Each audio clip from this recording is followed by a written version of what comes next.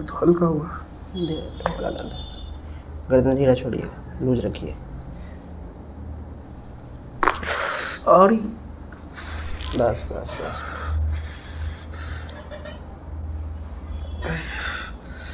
बस बस बस। इधर घुमाइए। कोई दिक्कत नहीं। कुछ आराम बुझाता है? हाँ, पहले से इधर होने में दिक्कत हो रहा था। आराम है? हाँ तो उठा के देखिए गर्दन, हेड अप करिए। ठीक है? जी। ठीक है, नीचे कर दीजिए। धन्यवाद।